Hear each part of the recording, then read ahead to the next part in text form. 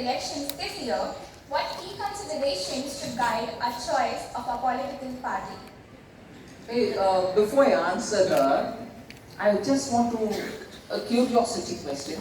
How many of you will be voting for the first time in this general election? Who? Really? So happy for all of you all. Use this opportunity. Go out and vote. And make sure that your family goes with you. Don't waste even one vote. You can waste your vote by even casting it, but even before it.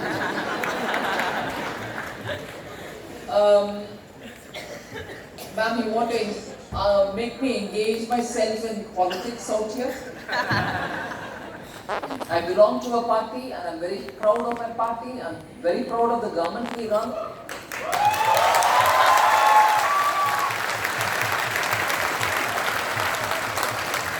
So choose wisely, ma'am.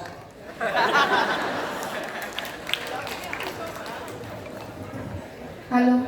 At this point, I must surprise you, ma'am, that Hindu College does have an electoral literacy club, and we are already running an awareness campaign with more than 800 students already registered for it.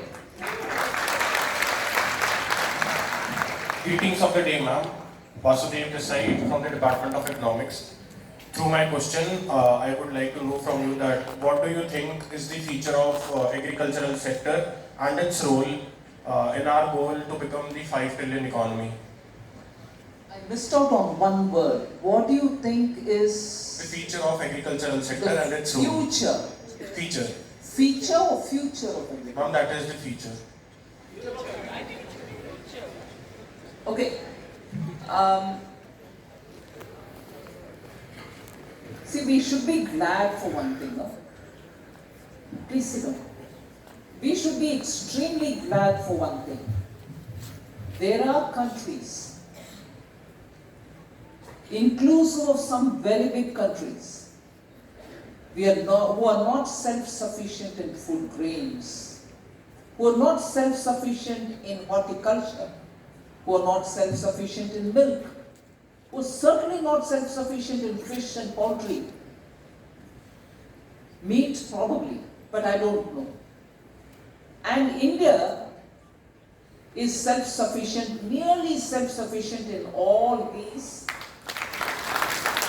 And in some of them are top world number one or world number two in terms of the quantity produced, the output from each of these.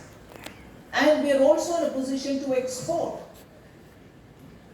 Whether your milk and milk products, whether it is your horticulture, your fruits, India is one of the top exporters. So the feature, sir, is India's agriculture is almost self-sufficient in every one of it. Even as I say this, may not be in pulses, may not be in oilseeds, but even some commercial crops, cotton for instance, coffee for instance, plantation, tea for instance, again plantation, rubber for instance, again plantation.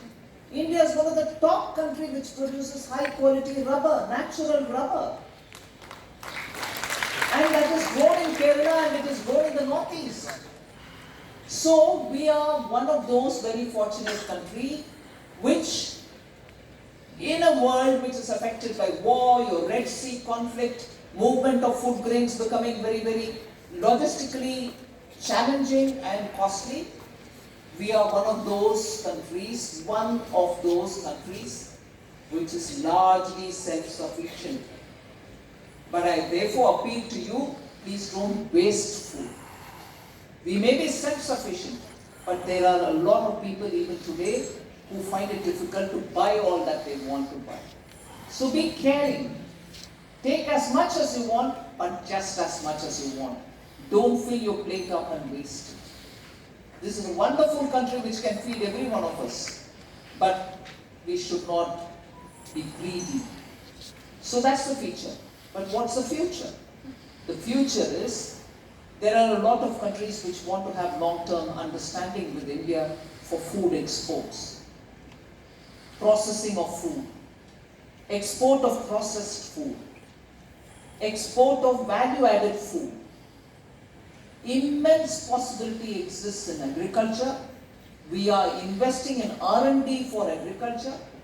And I'm sure many of you who have interest in that area should go back to your respective villages, even if there is a small holding, at least as a matter of hobby-like pursuit.